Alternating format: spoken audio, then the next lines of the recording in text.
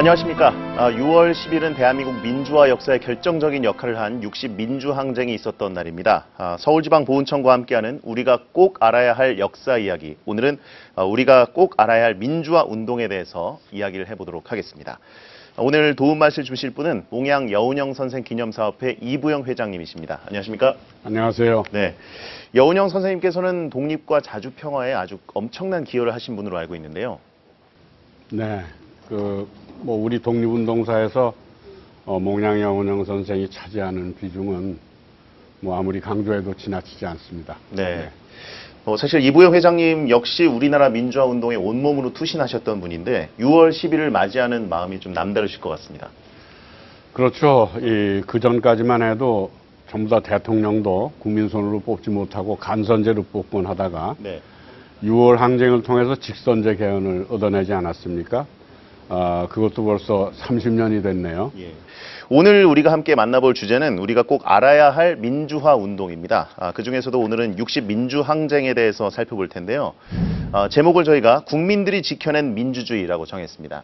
이때가 1987년인데 87년 1월에 60 민주항쟁의 시작점이라고 할 수 있는 충격적인 사건이 발생합니다. 박종철 고문치사 사건인데요. 회장님께서 어떤 사건이었는지 좀 설명해 주시겠습니까? 한참 민주화 운동이 고조되면서 학생들이 굉장히 적극적으로 나서지 않았어요? 네. 그때 서울대학교 언어학과에 재학하던 박종철 군이 치안본부 대공수사단 쪽에 끌려가서 처음에는 이 심장마비로 죽었다 이렇게 얘기를 하다가 네. 어떻게 그 청년이 심장마비로 죽을 수 있냐?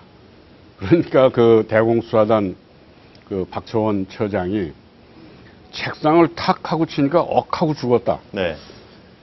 그것이 보도로 나갔어요. 네. 그러니까 도대체 그렇게 건강한 청년이 그냥 책상을 치니까 억 하고 죽었다는 말을 국민들이 믿을 수가 없잖아요. 네.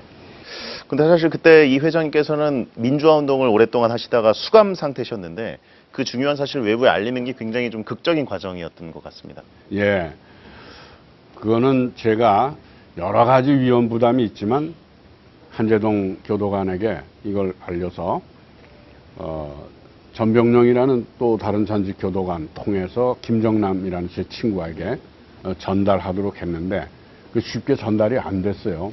그 사람들도 다 도망자들이었으니까. 나중에 보충 취재를 해서 3개의 쪽지, 비둘기를 한재동 씨가 주머니에 넣고 다니다 전병령 씨한테 전하고, 네. 전병령 씨가 바로 그날로 김정남 씨에게 전달을 했는데, 전달한 지 그 다음날 체포됐어요. 전병령 씨가. 예. 만약에 그걸 가지고 있는 채로 체포됐더라면은 아마 이 알려지는 것이 거의 불가능하지 않았을까라고 생각하면서 네. 그런 일까지 겹치다 보니까 이것이 천우신조랄까 네. 하늘이 도와서 됐다 이런 생각을 하게 됐습니다. 네. 그 과정이 영화 작년에 개봉한 1987, 1987에 보면 상당히 자세하게 좀 묘사가 되어 있는데 네. 영화를 보셨습니까? 예, 봤죠. 어떠셨는지? 굉장히 잘 만들었어요. 극적으로 잘 만들었는데 아마 그 영화를 통해서 얼마나 그 당시에 사태가 엄중하고 극적이었는지 국민들도 많이 아시게 됐을 줄 압니다. 네. 영화 때문에 다시 떠올린 분들도 많으실 것 같고 또 영화 덕분에 그 당시의 이야기를 좀 생생하게 알게 되신 분들도 많을 것 같은데 이부영 회장님께서는 정말 그 당시를 아주 또렷하게 기억하고 계신 것 같습니다. 당시에 많은 국민들이 시위를 하고 또 경적을 울리고 정권에 대한 분노를 표현했었는데요. 일부 고문경찰들을 구속하면서 사건이 일단락되는 듯한 분위기였습니다. 4월 13일에 전두환 대통령이 호헌 조치를 발표하죠. 개헌 논의는 서울올림픽이 끝난 뒤에 하자. 네, 그래서 대통령 직선제 개헌 논의를 묵살했었는데 아마 지금 이 영상 방송을 보고 계신 젊은 분들의 대다수는 직선제가 아니면 당신은 어떻게 대통령을 뽑았나 궁금해하는 분들도 많을 것 같습니다. 박정희 대통령이 유신 체제를 발표하면서 그 다음에는 국민들의 직선 권리를 뺏었어요. 예. 그래서 통일주체 국민회의라는 것을 만들어서 그 사람들 한 만여 명이 장충체육관에 모여서 대통령을 뽑았어요. 네. 뭐 99.9%의 이제 지지를 받아서 대통령이 되고 그랬는데. 압도적이네요. 그렇죠. 그 뒤에 전두환 대통령 때도 또 역시 그 간선제를 했는데. 예. 대통령 선거인 단이라는 걸 만들어서 그분들이 그 유신체제 때와 비슷한 숫자의 선거인단이 모여서 대통령을 뽑았습니다. 예. 체육관 대통령이라는 말이 있었어요. 네. 그 당시에 국민들이 직선제에 대한 열망을 상당히 높게 갖고 있었는데 전두환 대통령의 당시 호헌 조치가 굉장히 이런 열망에 찬물을 끼얹었습니다. 분노도 엄청나게 커졌었고요. 전두환 대통령은 그 이후에도 장기 집권을 하겠다는 욕망 때문에 내각제 개헌 구상도 하고 있었는데요. 후계자 노태우를 허수아비 국무총리로 세워서 권력을 유지하겠다 이런 생각을 했던 건데 그때 이제 우리 국민들이 가만히 있지 않았죠. 참 그때 굉장히 장엄한 국민들의 투쟁이 벌어졌던 걸로 기록을 봤습니다. 네. 30년 전과 지금이 통하는 그런 이야기를 또 계속 해주고 계신데 그 당시에 이제 박종철 고문치사 사건 은폐를 규탄하는 집회를 서울에서 많이 하게 되면서 전국으로 이게 시위가 번져나가지 않았습니까? 학생들 분노가 굉장히 컸는데 그때는 운동권 학생들뿐만 아니라 일반 학생들도 참여해서 시위 규모도 커졌고 또 학생들을 넘어서 넥타이 부대, 일반 시민, 또 직장인들이 항의하는 일도 벌어졌습니다.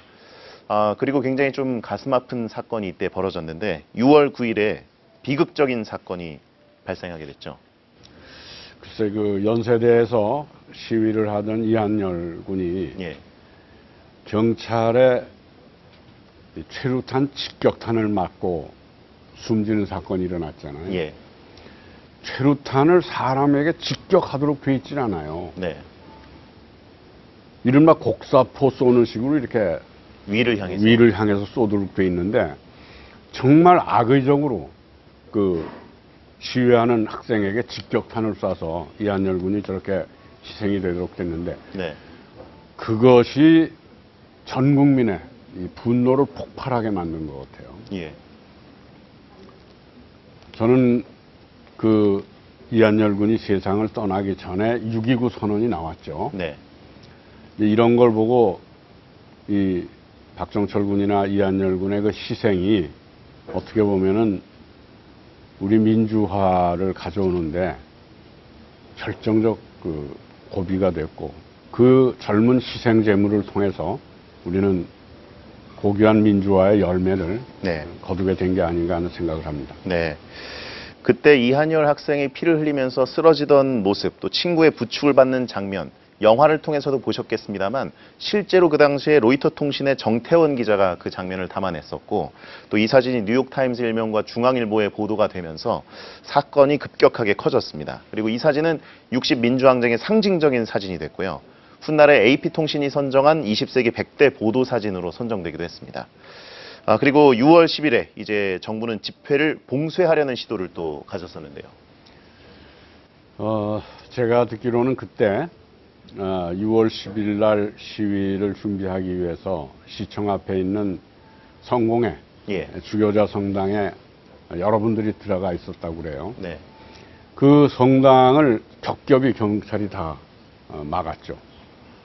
그러나 그 성당에서 정오 12시에 성당 종소리가 퍼져나가면서 그게 전국적으로 예.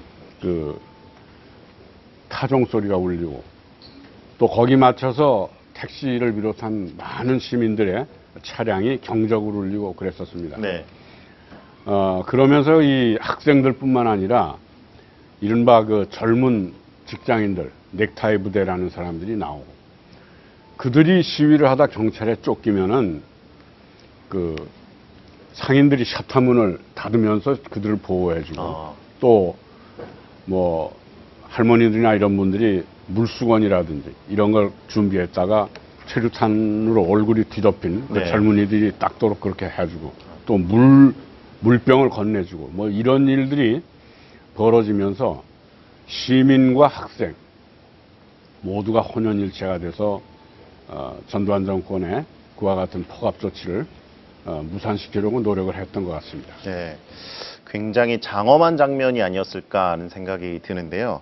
하지만 이런 모습이 30년이 지나서 지난 촛불 집회, 촛불 혁명 때 우리 국민들이 보여준 모습과 굉장히 비슷하다 이렇게 네. 이야기하는 분들이 굉장히 많습니다. 이번 그 촛불 시위는 그 다른 때와 달리 뭐 강목 하나 든 일 없고 또 뭐 돌 던지는 일도 없었고 아주 평화적으로 했잖아요. 예.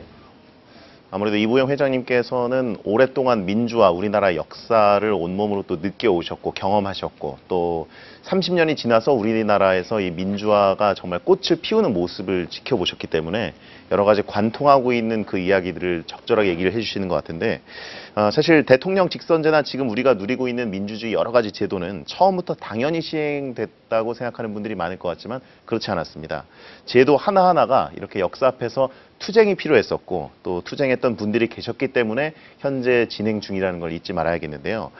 이부영 회장님께서도 누구보다 또 오랫동안 감옥 생활도 하시고 또 민주화를 위해서 평생을 바치셨는데 다시 한번 과거로 돌아가서 힘들게 민주화 투쟁을 했던 그 역사 반복된다면 어떻게 그때는 대처하실 것 같으신지?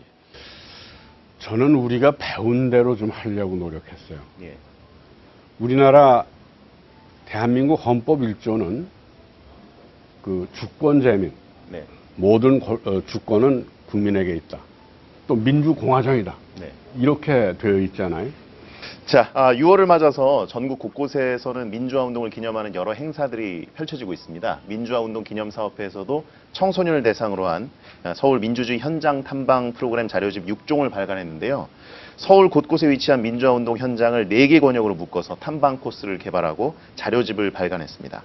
광화문길, 명동길, 청계천길, 대학로길 이렇게 4개 권역이 있다고 하는데 휴일에 뭐 자녀들과 함께 또 친구들과 함께 민주화운동 현장 방문도 해보시고 함께 이야기를 나눠보시는 게 정말 뜻깊은 시간이 되지 않을까 싶습니다. 회장님께서도 오늘 역사 현장 한번 또 둘러보실 기회가 되시면 좋을 텐데요. 저도 6월 10일 날 그 공식 행사 예. 거기 저 참석하고요. 가능한 한 제 손자들하고 네. 나와서 그 의미 있는 지역 좀 돌아볼까 생각하고 있습니다. 정말 하실 말씀들이 많으실 것 같습니다. 네. 네. 오늘 몽양 여운형 기념사업회 이부영 회장님과 함께 했는데요. 정말 좋은 말씀, 생생한 말씀 감사드립니다. 고맙습니다. 예, 감사합니다. 자, 서울지방보훈청과 함께하는 우리가 꼭 알아야 할 역사 이야기. 오늘은 우리가 꼭 알아야 할 민주화 운동에 대해서 이야기를 나눠봤습니다. 민주주의는 누구 한 사람의 손으로 만들어지는 것이 아니라 국민 한 사람 한 사람이 힘을 모아서 또 지켜나갈 때 이루어진다는 것을 다시 한번 느껴본 시간이었는데요. 피와 눈물, 또 함성과 촛불로 이뤄낸 우리의 민주주의 앞으로도 잘 지켜가야겠습니다. 시청해주셔서 고맙습니다.